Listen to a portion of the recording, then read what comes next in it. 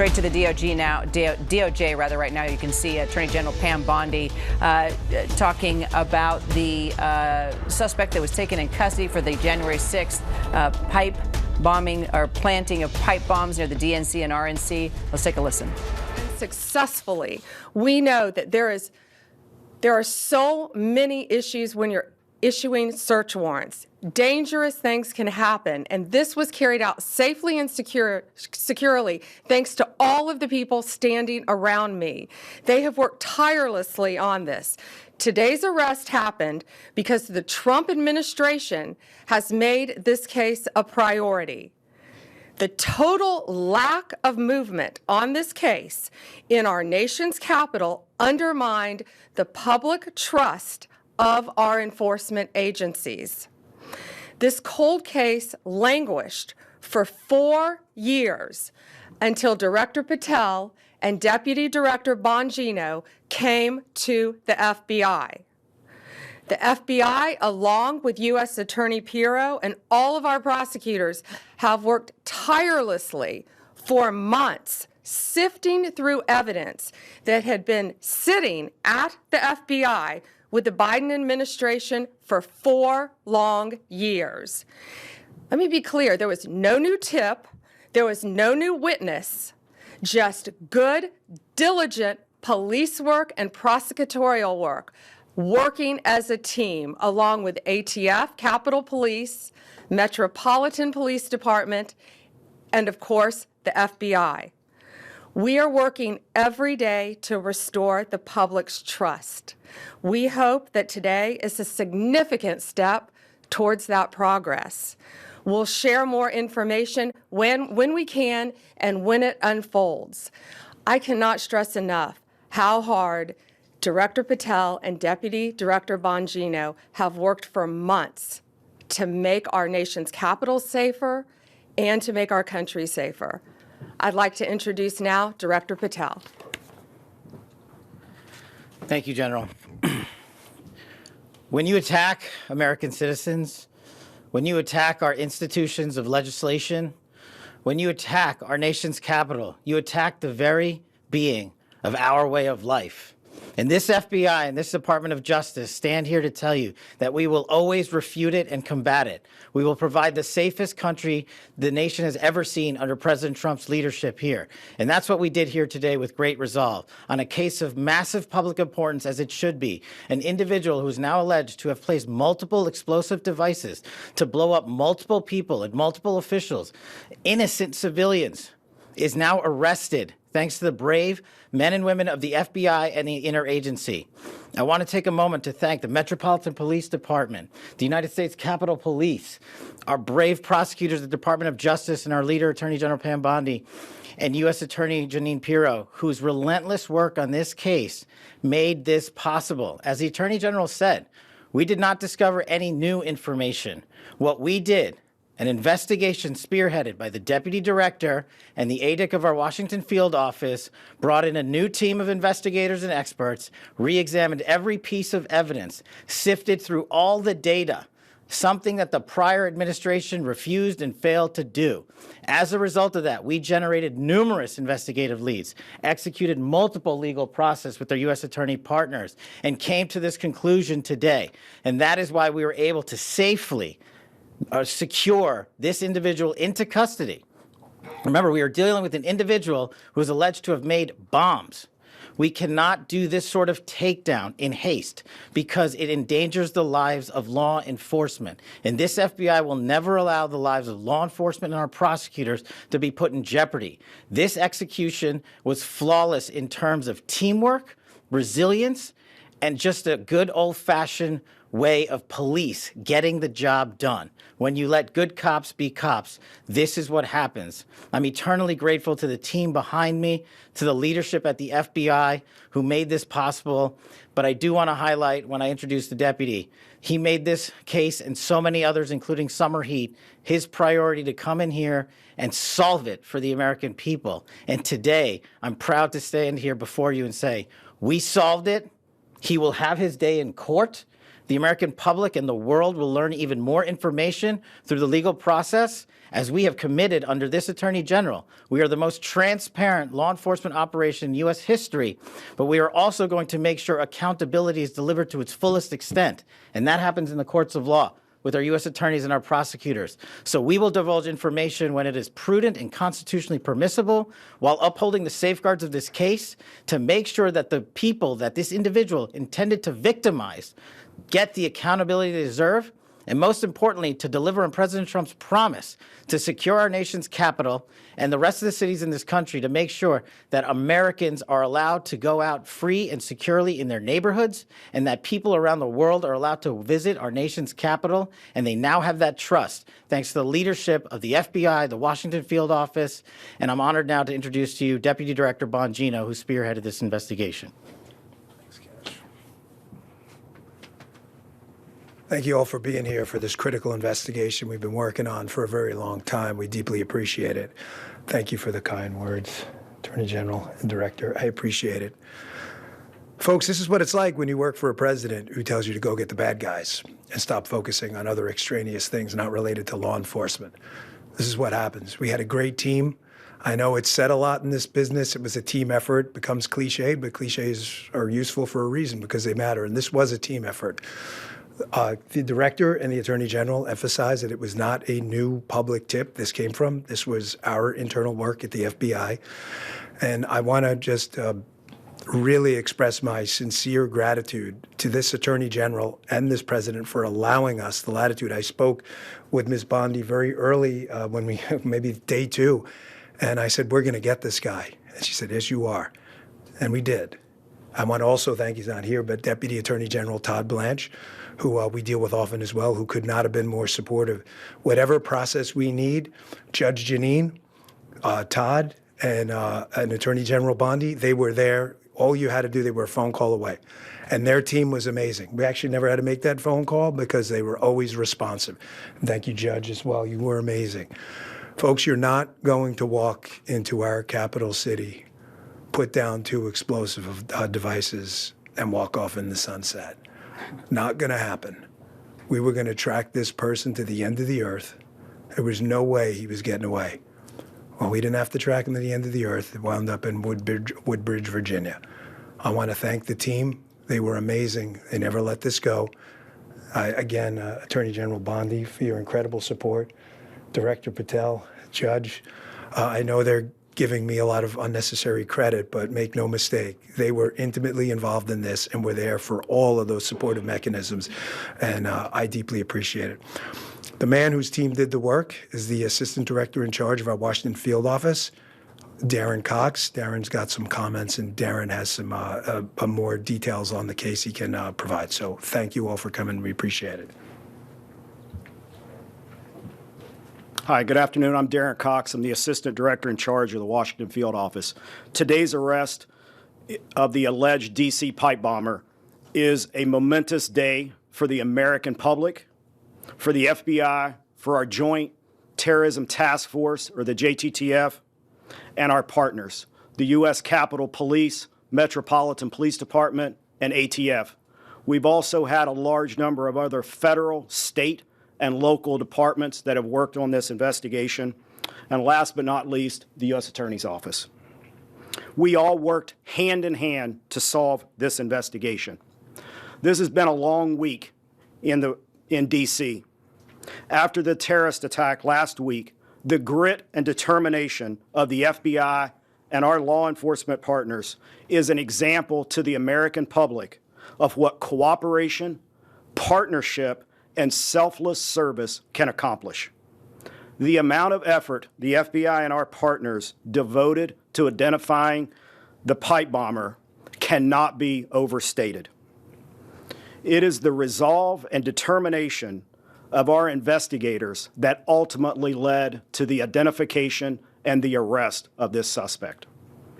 We all know pipe bombs are dangerous, not because of the potential loss of life, damage to property, or injury that they can cause, but also because they are tools that terrorize our community. Fortunately, these bombs did not explode. although they certainly could have. But make no mistake, the alleged pipe bomber did terrorize our community. Today's actions underscore the long memory and the long reach of the FBI and our partners. I know some people had given up on finding the perpetrator, but not the FBI and not our partners. We do not forget, we do not give up, and we do not relent. Though it had been nearly 5 years, our team continued to churn through massive amounts of data and tips that we used to identify this suspect. I want to thank Director Patel and Deputy Director Bongino for their leadership and for providing us the resources and the personnel to reevaluate all of the data that we had. We dove into more than 3 million lines of data to come up with this suspect. Director Patel, Deputy Director Bongino, thank you for your support, thank you for your passion, and thank you for your investment in this investigation. From me, on behalf of the investigators, the Washington Field Office, and all of our partners, thank you. I'd also like to thank Judge Pirro. Judge, your team and you are absolutely amazing.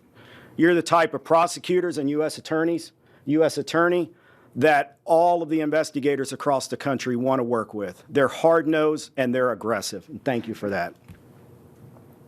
I'd also like to thank the American public. The American public for providing tips and leads, not just on this case, but every day on cases across the country that are being solved by law enforcement. And finally, I want to commend all of the members of the Washington Field Office, and most specifically, the investigative team. Their diligence and persistence led to this arrest today, and they are absolutely, totally dedicated not only to this case, but every case they work. So thank you, Washington Field Office. Last, I will say our work is not done. The FBI will continue to pursue every lead and use every resource that we have to ensure that the D.C. pipe bomber is brought to justice. Thank you. You keep hearing the words partnership and team, and that's what we are. And we could not do this without our U.S. Attorney, Jeanine Pirro. Jeanine, from day one, has worked tirelessly for our country and for our nation's capital. It's my honor to introduce my friend, U.S. Attorney Jeanine Pirro. Thank you very much, Attorney General. And you have been listening to a lot of thank yous and a lot of gratitude. The reason that we're thanking each other to the extent that we are today is because we have seen in this case an incredible collaboration around the clock, in the middle of the night. It doesn't matter. We call each other, we make contact, they need a warrant, they need something, someone wants legal advice. These are the men and women who never give it up. You hear about government employees, but I don't know if you really realize what it is that they do. They are incredible, and this case is big. 4 years, 10 months, and 28 days ago, an individual placed a bomb in the vicinity of both the RNC and the DNC. And for that amount of time, that individual evaded accountability. Today, as a result of the cumulative efforts of the men and women in the FBI and the police department and the Department of Justice, we are finally able to make an arrest of an individual by the name of Brian Cole. As the Attorney General has indicated, he is arrested for transporting an explosive device in interstate commerce, as well as the attempted malicious destruction by means of explosive materials. You know, folks, this case involved millions of pieces of data. And it is a huge win because it was like finding a needle in a haystack. So much of this evidence was very specific, but a lot of it was also very general. For example, There were 233,000 black end caps of the type that were used in this case. I want you to think about the fact that the FBI had to go through the sale of every one of them to try to find commonality with an individual, along with the purchase of the pipe itself, the cap ends, the wires, the steel, and the 9-volt batteries. Every one of those had to be mined and remined to the point where we were able to then connect. And make no mistake, it was this administration, it was this president who made the decision that we were going to use all of our efforts to get it done, and get it done they did. Finally, let me say this. Today begins the formal process of accountability, where this defendant will begin his journey through the criminal justice system. And I pledge to you that the United States Attorney's Office will take this case across the finish line. Again, thank you to the incredible work of the FBI, to the Attorney General, and to our local partners as well. This is a job that I think was well done. Thank you. President Trump's directive to all of us was to not only make America safe again, but D.C., and to make it safe and beautiful. We could not have done that without our partnership with Mayor Bowser and Chief Smith. It is my honor to introduce Metropolitan Police Department Chief Smith. Good afternoon, and thank you, everyone. I am Chief Pamela Smith, Chief of Police of the Metropolitan Police Department. Thank you, Attorney General Bondi, U.S. Attorney Jeanine Pirro, and FBI Director Patel for having me here today. For nearly 5 years, the agencies standing here today have worked together under the leadership of the FBI to locate our suspect who is responsible for the 2 pipe bombs that were placed around our city. MPD members assigned to the FBI's Joint Terrorism Task Force have supported this case from the beginning. That supports include looking, reviewing, and going through countless, probably thousands of hours of CCTV footage from around the DNC and RNC headquarters, and they followed up on hundreds and thousands of leads from members of our communities. What I will say today is that Washingtonians can rest easier today knowing that the suspect responsible for this act is now in custody. This morning's arrest is yet another reminder that committing any act with the intention of harming the residents and visitors of the District of Columbia will result in your arrest. The men and women of the Metropolitan Police Department, the FBI, the ATF, the U.S. Capitol Police, and certainly the prosecutors at our U.S. Attorney's Office will go to the furthest length. I heard somebody say to the end of the earth, but thank God we didn't have to go to the end of the earth today, that we were able to bring this subject into custody. I want to commend the men and women of the FBI and the members of the Metropolitan Police Department and all of the agencies who are standing behind me today on a job well done. I will turn it over now to Attorney General Bondi. Thanks, Chief. We're going to take some questions. Just remember, as I said in the beginning, this is ongoing. It's very active. The search warrants are still being executed. Many charges potentially to come. So just keep that in mind when asking your questions. Jake, Fox News.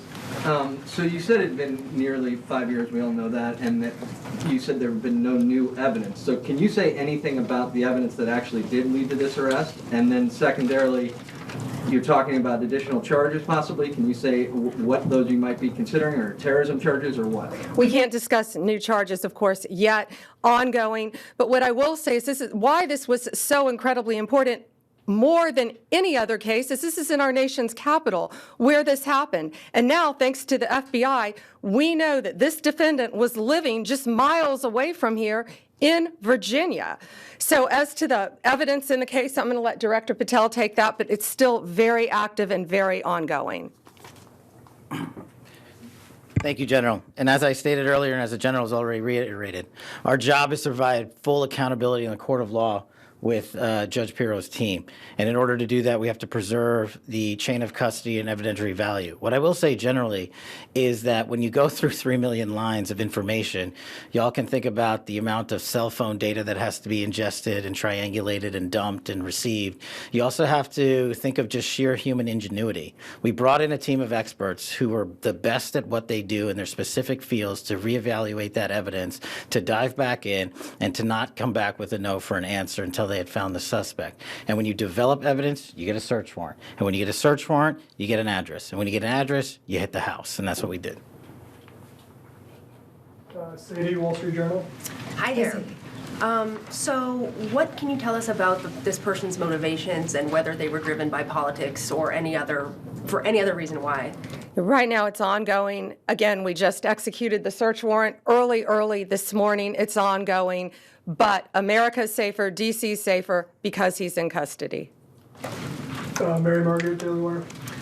Thank you so much. So, any theory on why Kamala Harris has never mentioned coming within 20 feet of being assassinated, and any news on why her Secret Service team took so long to find this bomb at the DNC? No, but what I will tell you is that evidence has been sitting there collecting dust. This wasn't a new tip. It wasn't some new evidence. It was the hard work of President Trump's administration, Deputy Director Bongino and Director Patel. I watched them from day one come in here and say, we are going to solve this crime. And they did, working hand in hand with U.S. Attorney Pirro and all of our great attorneys. Pierre, ABC. General Bondi, Director Patel, or Deputy Director Bongino, can you describe, was there a particular moment where the evidence is coming in and it's starting to look like progress is being made? What was the moment that you knew that you were on the road to solving the case? If anyone could take that. Dan, you want to take that? Yeah, sure. Yeah. I was smiling at you because I certainly remember the moment. Darren remembers it too. He said, "Are you sitting down?" Called me on the phone. I said, "Oh boy, why? Is this bad news?" And he said, "I think we got him." What exactly that tip was, we're going to have to pass on that for right now while we're still, obviously we're in the prologue of a long book. This is just the beginning.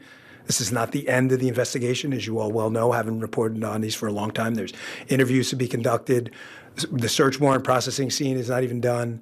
So we're at the early stages, so that's the only reason I hesitate to tell you what the exact tip was. But yes, that was absolutely the moment, and it was due to the diligent and incredible work of a team in the Washington field office that came in and just scoured through this over and over and over and over again. In general, was it forensic? Was it a phone call? Was it something about a vehicle? We'll just leave it generally forensic evidence. Yeah, it's fair enough to say.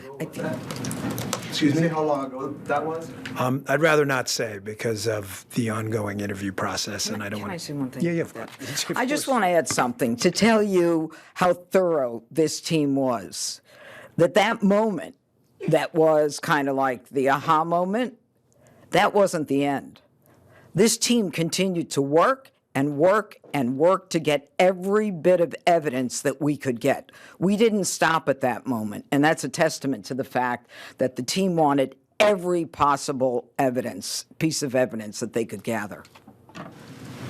One more? One more, Kelly O'Donnell, NBC. Thank you so much. Have you recovered the notable sneakers? Have you done surveillance of this suspect from that aha moment to when you exercised the search warrants today?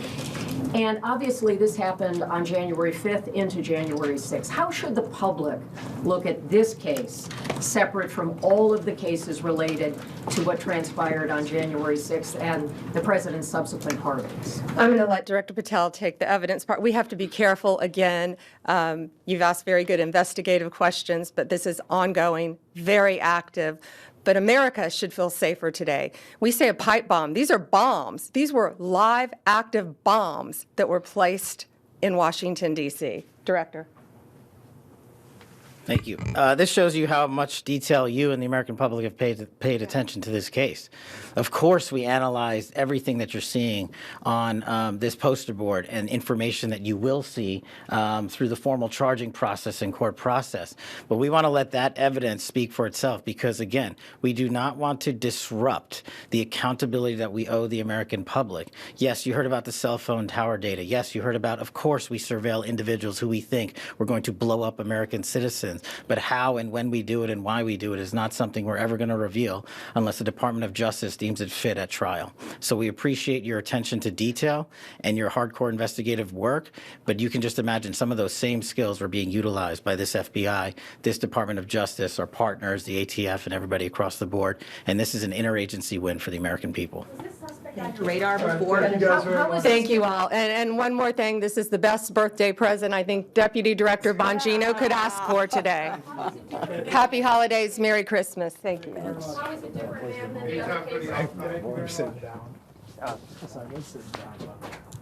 Well, as you just heard, it's taken nearly 5 years, but the FBI, along with Pam Bondi, the Attorney General, and everybody else involved there in the manhunt, says they finally found their guy. He's 30-year-old Brian Cole Jr.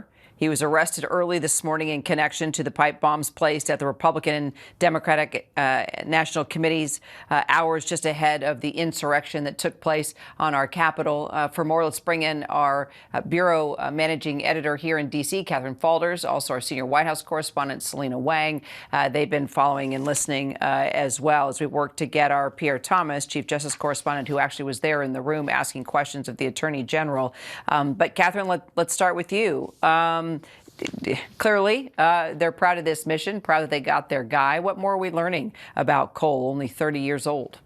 Yeah, so we don't know too much about him yet regarding the motive, for example. But what officials really focused on during that press conference was the amount of evidence that they had to go through. Now, they did specifically say that there was no new evidence and no new tip that came in, but that they analyzed and continue to investigate all of that evidence that they've already gathered. Now, they also said that this is an ongoing investigation. They continue to investigate. What do they mean by that? That's because, of course, they are executing search warrants on the suspect's home currently, likely his workplace, his vehicle, for example, we're told. So they're gathering more of that evidence that they haven't been able to get yet until today, potentially, to see if that leads to down any other avenues. Now, we did hear from the U.S. Attorney in Washington, D.C., you're playing her there, Jeanine Pirro. She said that this was like finding a needle in a haystack. She said something quite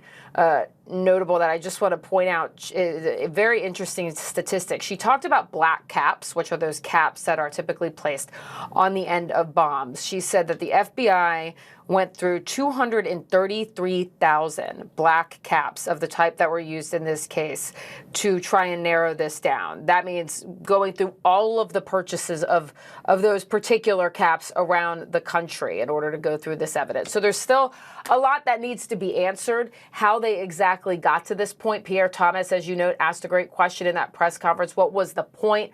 What was the aha moment? There appears to have been one, according to Deputy Director Dan Bongino, but they obviously wouldn't reveal that because this is still an active investigation. Jeanine Pirro said that their investigation didn't stop there when they believed that they had the suspect identified.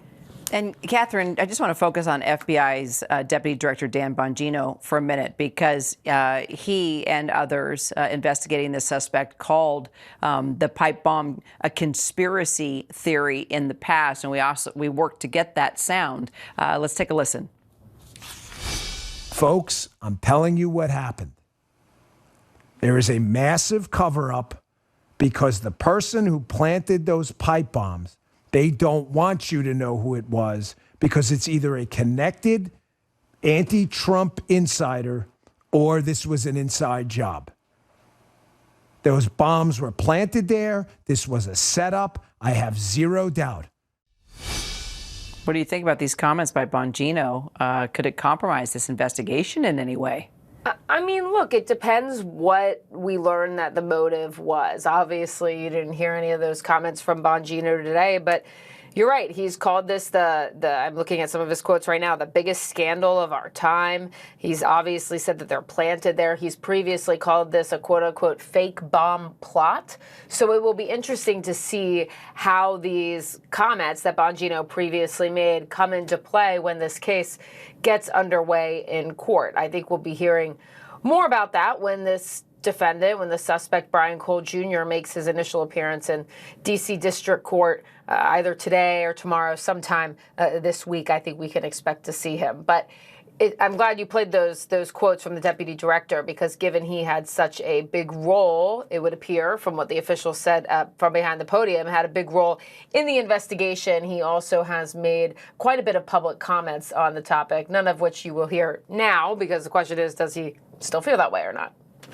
Got it. As we wait for our Pierre Thomas to get seated, he was there in the room when the press conference took place at the Department of Justice. Let's head over to the White House where Selena Wang is. I'm sure, actually, I don't know. The President Trump was over at another event, actually, and surprisingly didn't take any questions. Maybe it's because he didn't want to overshadow what was happening at the DOJ, Selena. But are you hearing from anybody there at the White House about the fact that the FBI now has found their guy?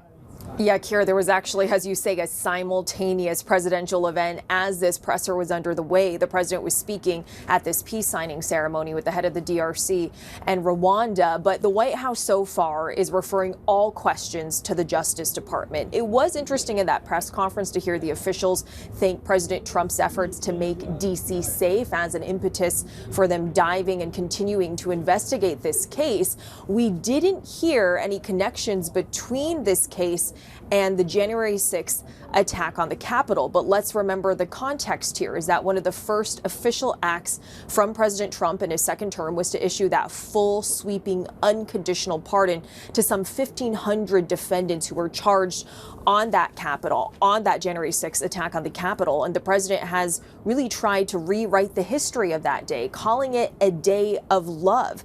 It is hard to overstate the gravity of the criminal conduct that was pardoned by the president. As a reminder, it included those who were convicted of carrying out vicious assaults against the police, using everything from batons to stun guns, fire hydrants, bats, hockey sticks. Law enforcement who testified at trial repeatedly described it as a war zone. And the language in that pardon was extraordinarily broad. It said that all of individuals pardoned would, quote, who were, quote, convicted of offenses related to events that occurred at or near the United States Capitol on January 6, 2021. Now, when the officials during that press briefing was asked about any connection between what happened with the laying of these pipe bombs and January 6, we didn't get any answers from those officials, but that is certainly going to be something that people will continue to watch very closely. All right, we now have our Pierre Thomas, Chief Justice correspondent. He was there in the room. He was able to get some questions to the Attorney General Pam Bondi as this news was breaking. So, Pierre, I guess we're wondering if we have learned anything more about this 30-year-old suspect, Brian Cole Jr. Was he acting alone? Were there others involved? What did you get out of the press conference besides the breaking news that the FBI got their guy? Well, they are suggesting that this man acted alone.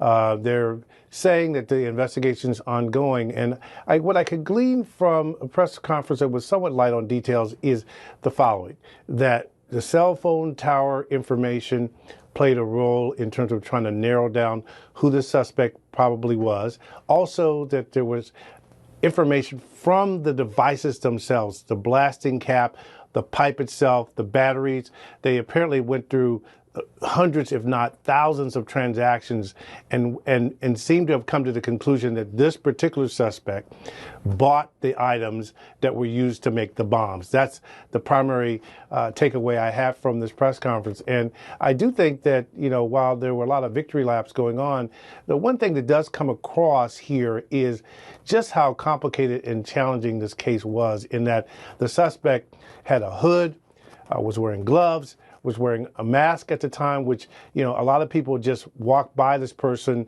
and didn't pay much attention to that because, Kira, as you recall, this was during COVID, where it was not unusual to see people walking around with masks at all. And as a consequence, one of the difficulties they found was that, this person didn't really stand out in this to a number of people. So this has been, again, almost 5 years in the making of an investigation, and we'll see as the evidence unfolds how strong it actually is and whether they can get a conviction. All right, Pierre, Selena, Catherine, thanks to all of you.